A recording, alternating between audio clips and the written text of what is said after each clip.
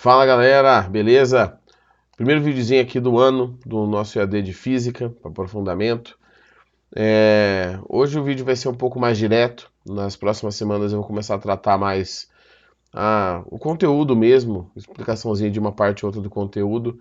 Mas como esse aqui é o primeiro, e já vocês tiveram semanas de aula aí, eu vou pegar só para exercícios essa primeira semana, beleza? Os vídeos serão sempre postados no domingo à noite ou na segunda de manhã, da minha parte, né? Não sei os outros professores. E eu vou fechar sempre domingo, perto da meia-noite aí. Tá? Então não contem com a segunda-feira da semana que vem para fazer as atividades que vão juntos lá no Class, junto com esse vídeo aqui. Certo? Não deixe para a última hora, porque vocês sabem o que pode acontecer.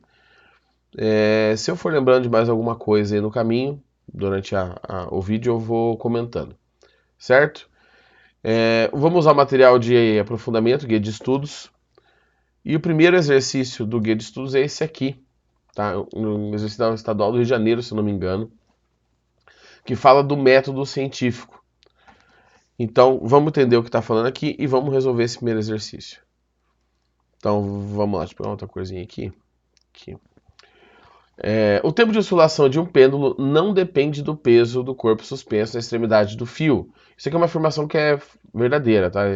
Vocês não estudaram pêndulo ainda, mas vocês vão estudar ainda no ensino médio.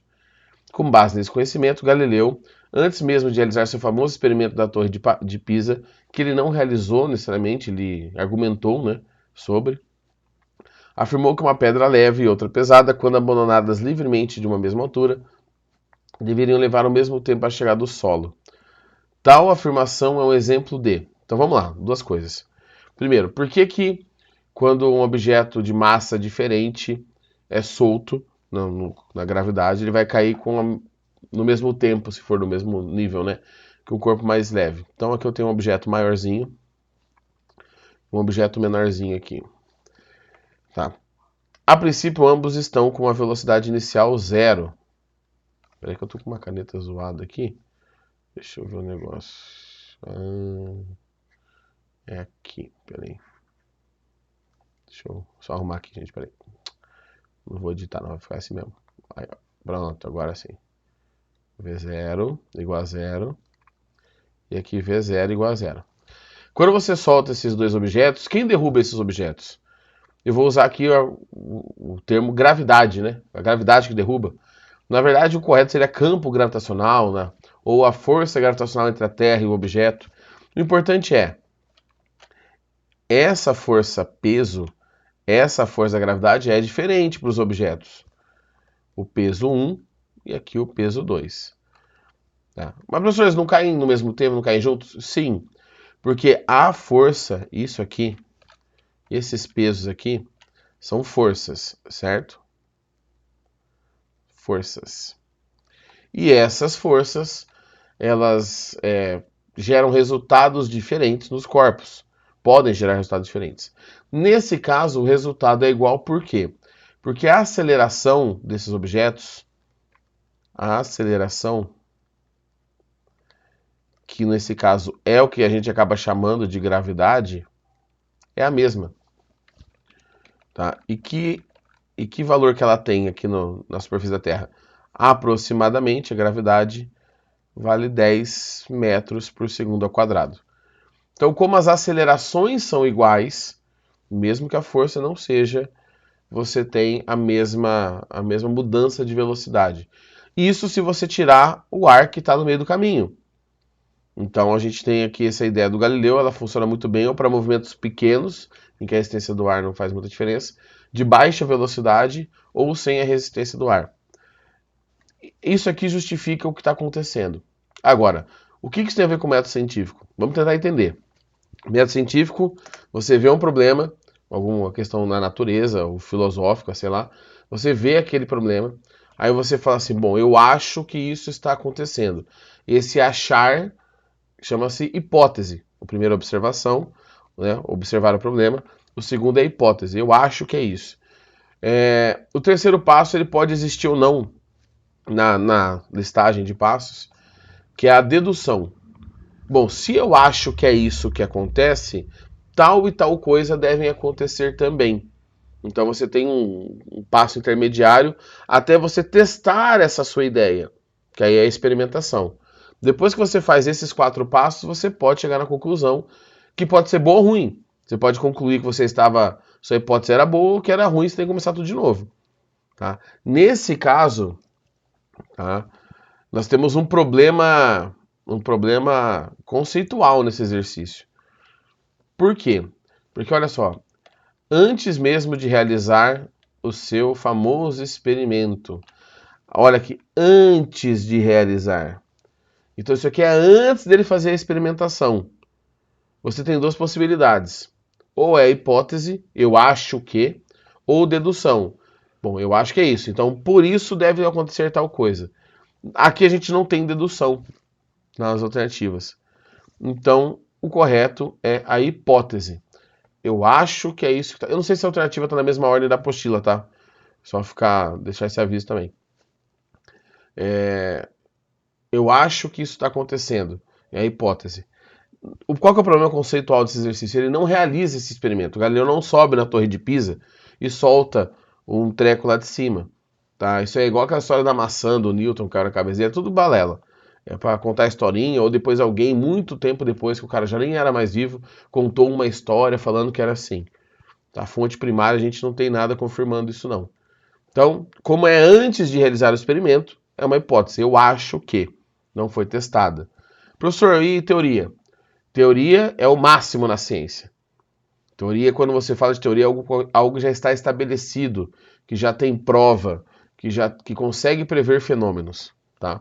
Isso seria a teoria. Fechou? Teoria da relatividade, teoria da evolução, são coisas extremamente estabelecidas dentro da ciência. Não é achismo. Bom, eu vou fazer uma outra ordem aqui. Vou fazer esse aqui primeiro.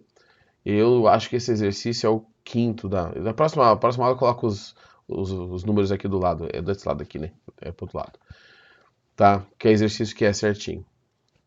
Mas eu acho que é o quarto ou quinto. Uma das principais provas de velocidade do atletismo é a prova de 400 metros. No Campeonato Mundial de Sevilha, em 1999, o atleta Michael Johnson venceu essa prova na marca de 43,18 segundos. Esse tempo, em segundo, escrito em notação científica é... Bom, vamos lá. Notação científica, o que é mesmo? É quando você escreve um número num formato padrão. Existe um padrão para você escrever notação científica. A potenciação não é padrão. Trabalhar com potências base 10, você pode colocar vírgula onde você quiser. Então, vamos supor que todos esses expoentes estejam corretos, tá bom? Eu não estou olhando cada um aqui. Vamos supor que todos eles aqui estejam corretos em relação à vírgula. Tudo isso aqui estaria correto em relação à potenciação. Em relação à notação científica, nós precisamos que seja um número, tá? Esse número, ele tem que ir de 1 até 9, vírgula. O resto que você tiver, as outras casas decimais, então, vou colocar aqui, vírgula, o resto, vezes a potenciação. Potenciação. E aí, pra galera que eu dou aula aqui em Apucarana, eu já comentei isso em sala, mas pra galera que é de fora aí, já vale a pena eu comentar para vocês também. Cada professor explica de um jeito o negócio das vírgulas irem para um lado para o outro. Então talvez o meu jeito não bata com o jeito que você aprendeu, mas ele é válido do mesmo jeito. Então vamos lá, vou colocar aqui 43,18. Então vou fazer maiorzinho aqui, 43,18. A vírgula está aqui, certo? Onde está circulado. Eu quero que essa vírgula fique depois de um número, tem que ser de 1 até 9, não pode ser o 0. O primeiro número que aparecer da esquerda para a direita.